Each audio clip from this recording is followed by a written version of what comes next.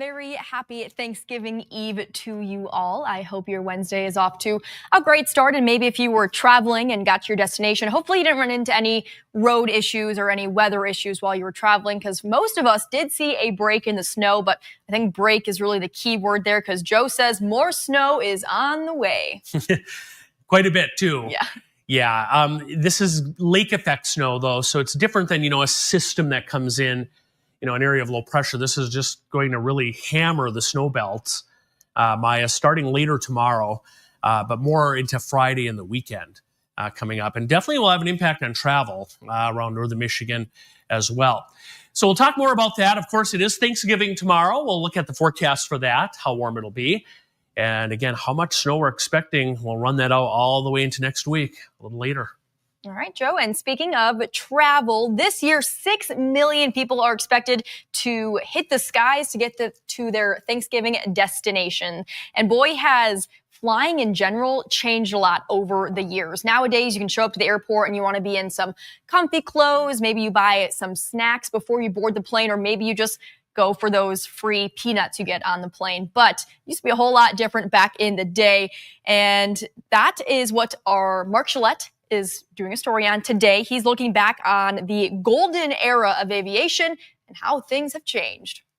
My first flight was out of Detroit Metro to Atlanta, Georgia on Delta Airlines. It's perhaps not surprising to learn that Cherry Capital Airport's CEO Kevin Klein remembers his first taste of aviation. The most, particular thing I remember is even at the midnight hour and being 5 years old, I was in a suit and tie.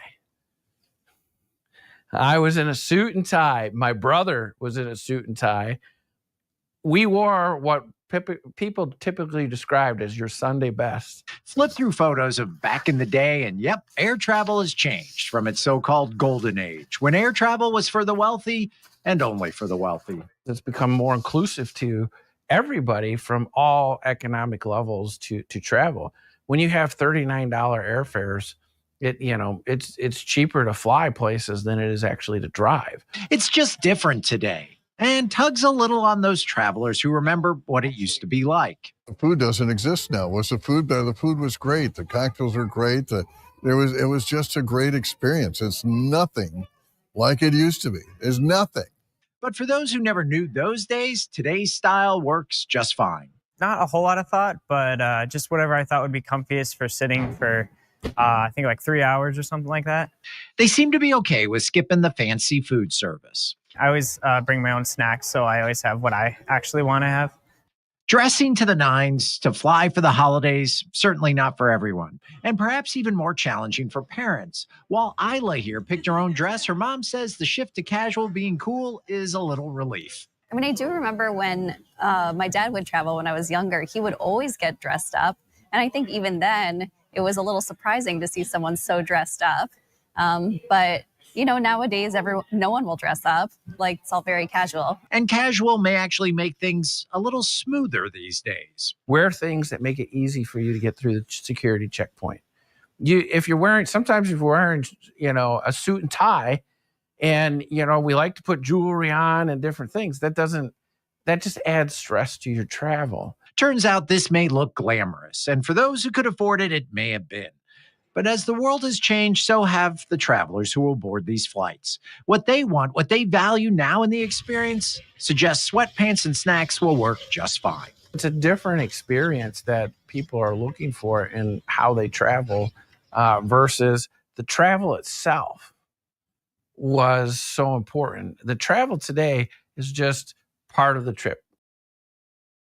That does look glamorous, but I certainly love wearing sweatpants when I'm traveling and just eating some nice cheap snacks. So anyway, and Dan in the back says amen to that. I think a lot of us agree, and that's probably why we have gotten out of that golden era of aviation and are where we are today with more of a comfy way of traveling. But of course, it is the holiday season, and it's a season of giving. And the Salvation Army in Traverse City kicked off their annual Thanksgiving community meal event. You can see some video from that. Volunteers come together every single year to provide traditional Thanksgiving meals to people in the community who need them. And last year, the Salvation Army served 350 people. That was between people who went in person to get the meal, and they also delivered some meals to people who weren't able to attend in person. And Salvation Army envoy Greg Irwin says this event gives everyone from volunteers to guests just a sense of belonging. A difficult time of year, and we're heading into the most difficult time of year. So for volunteers to step up in the community, to serve, to fellowship, and to be with folks, it means so much. And this meal event has been going on for many decades, and it looks to provide each and every year. And if you are looking for a community meal tomorrow to have for Thanksgiving, we have a whole list on our website, UpNorthLive.com, of where you can get a meal. But if you're choosing to stay home and cook a turkey, well, there are some tips, some safety tips to make sure things don't get a little out of hand. According to the National Fire Protection Association, Thanksgiving Day is the leading day for home cooking fires. So this morning, we talked with Traverse City Fire Department on how to be safe, and they gave us a demonstration on what not to do when frying a turkey. So everything you see in this video, don't repeat that. So to prepare your turkey for the fryer, the bird needs to be completely thawed and slowly lowered in. You don't want to just drop it. The cooking oil must be at the proper temperature, around 350 degrees Fahrenheit, before placing the turkey in. And if it's too high, it can cause the oil to spill over and ignite flames. There's 5 deaths a year that are due from just turkey frying alone. So, and it's up over $15 million worth of property damage. So we've seen it here. I've seen it in my career where that's happened. And in the instance a fire is caused, the fire department says if you can turn off the propane tank, make sure the pot is standing up, step away, use a fire extinguisher, and of course you can always call 911. Speaking of Thanksgiving and turkey and that great meal, let's turn things over to our question of the day related to Thanksgiving. Are you worried about political talk during Thanksgiving dinner? Of course, this year was, a pretty big election year, so I'm sure this might be on some people's minds, but only 23% voted yes, or 77% voted no. So that is a good thing. I'm glad that people aren't too worried about political talk. We have some comments that we can look through a little later on in the show, but I do want to show one more story about the holiday season before we look at more comments. So this is kind of skimming ahead to Christmas time, but this holiday season, a whole northern Michigan town is inviting you to share in the joy. And in this week's Exploring Michigan, our Daniel Zivian takes us to East Jordan.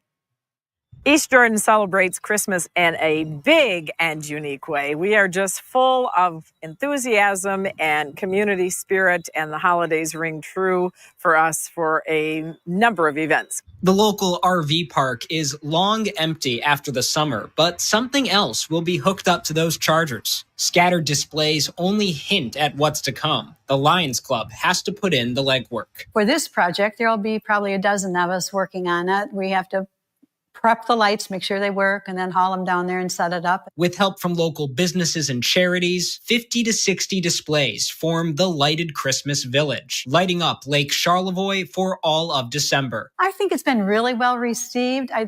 People look forward to it.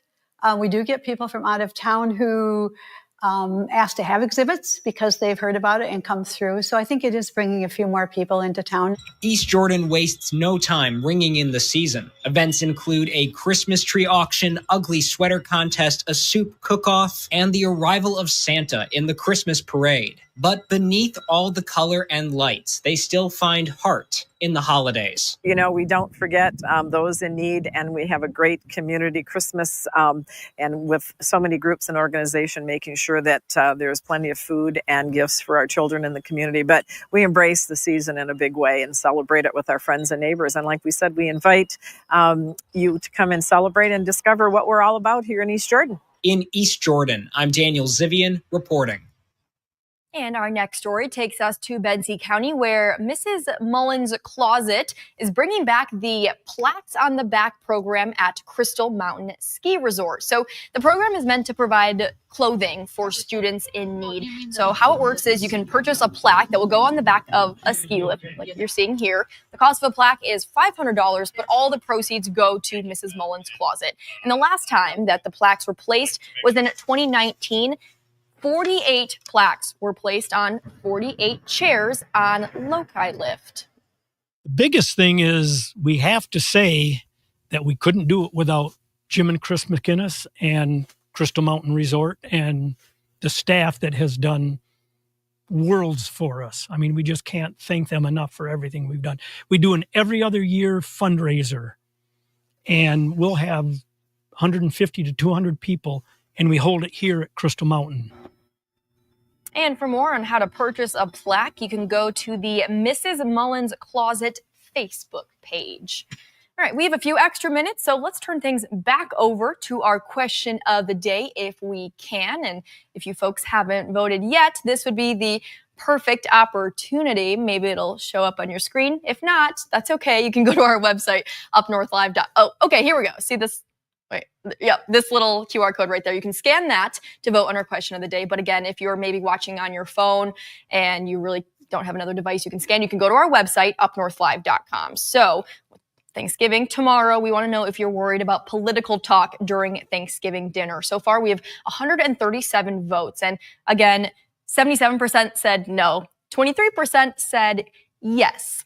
I wish I had some tips for those 23% of voters who say they are worried about it. Should have spoke with an expert ahead of time. But I do have a fun comment that I want to share on our Facebook post. So we have a few different comments. Kurt says, saving it for dessert. So that's a sweet little surprise. After dinner, everyone's full and everyone's just happy. And then you pull out the pie and so let's talk about politics. Oh, fun stuff. Wouldn't mind not being at that dinner table.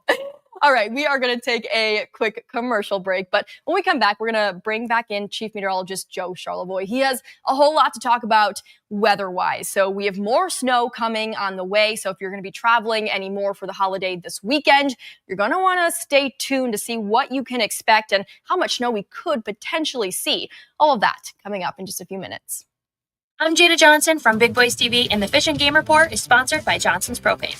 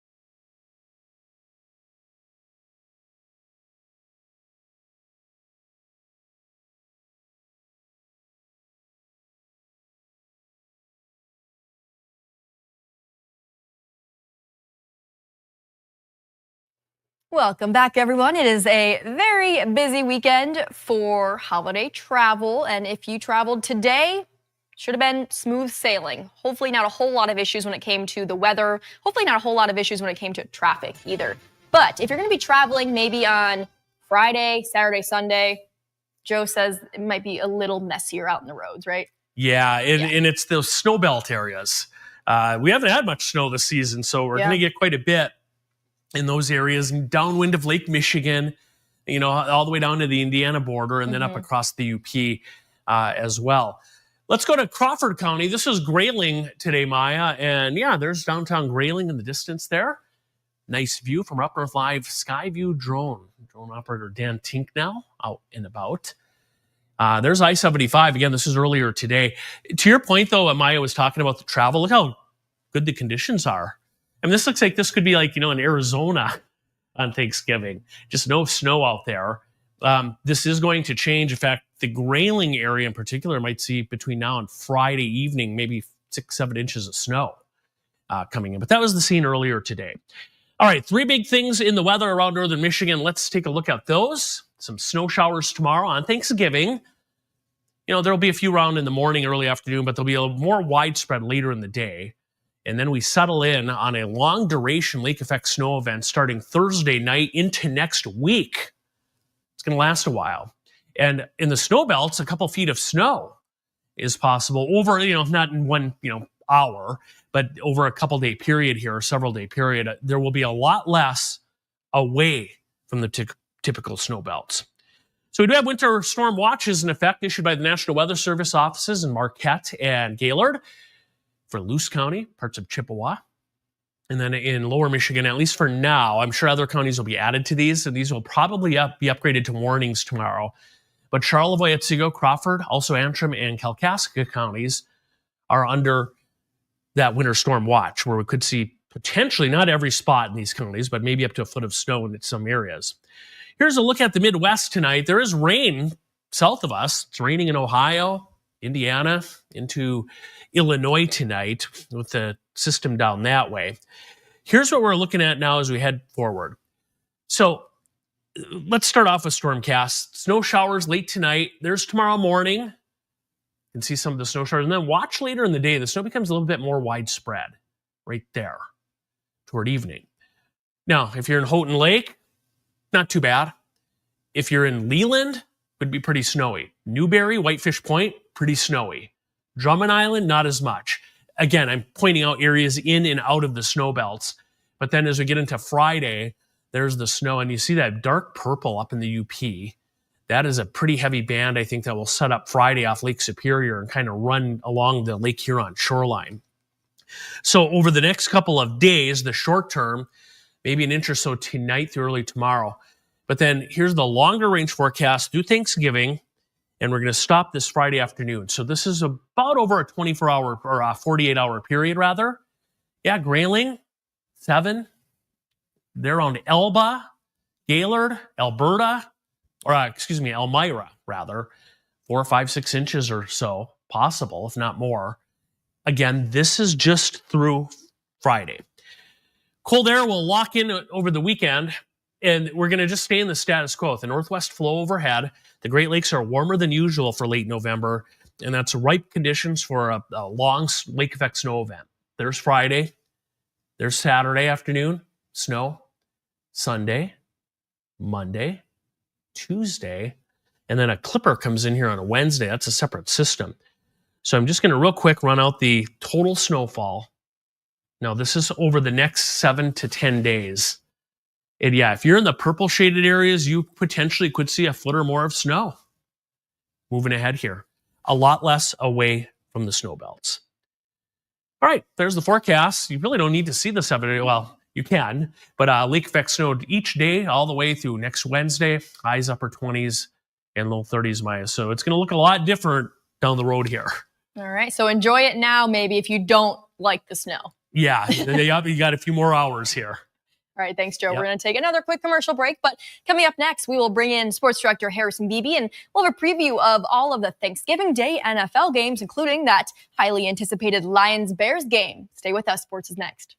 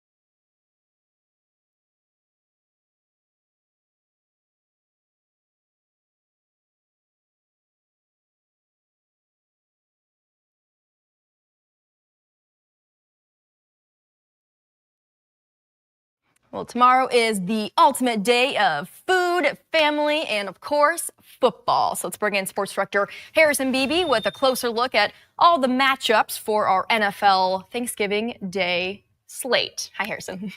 Hey, Maya, how are you doing tonight? I just wanted to give a nod to that good little finger toss you gave me. Yeah, you reeled me right in. It was like fishing, too. Let's add a fourth F to there we go. Thanksgiving. Yeah. Pretty good slate, and we know you're pretty excited. I don't know if you've revealed on air or not that you will be at the game tomorrow. I will indeed be at the game. I have not revealed it, but now I have. Well, let all your stalkers know that that's where Maya will be on Thanksgiving. She'll be at Ford Field.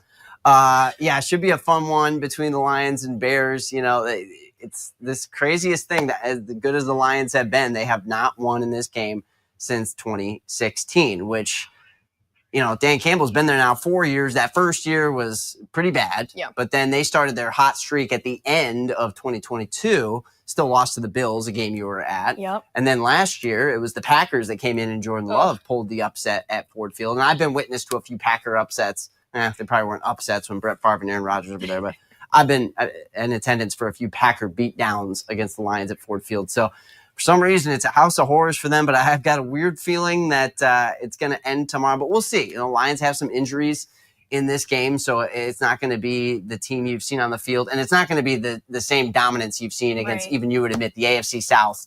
Playing them in the last few weeks has made the Lions look like world beaters. The Bears, although the worst team in the NFC North, definitely will put up a fight because we know the NFC North probably the best division in football. So going back to the injuries, I know Taylor Decker is out. Carlton Davis is out. But last I checked, Amon-Ra St. Brown and David Montgomery were questionable. Mm-hmm. That's still the case?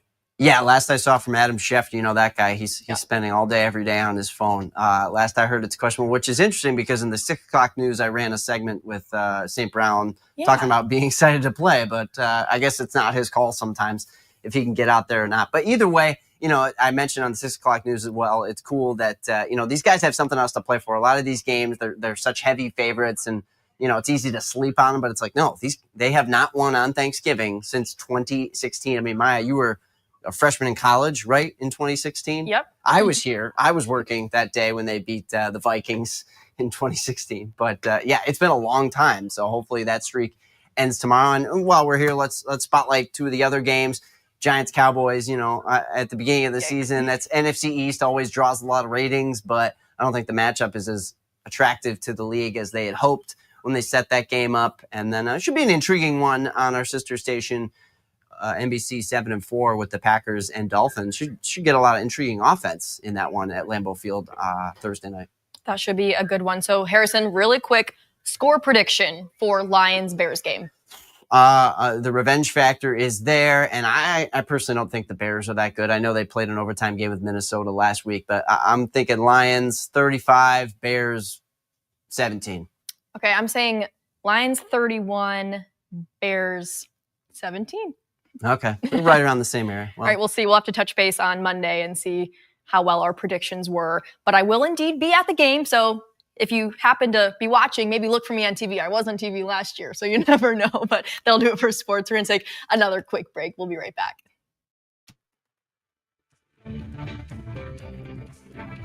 Salon services are furnished by Epiphany Advanced Academy in East Acme.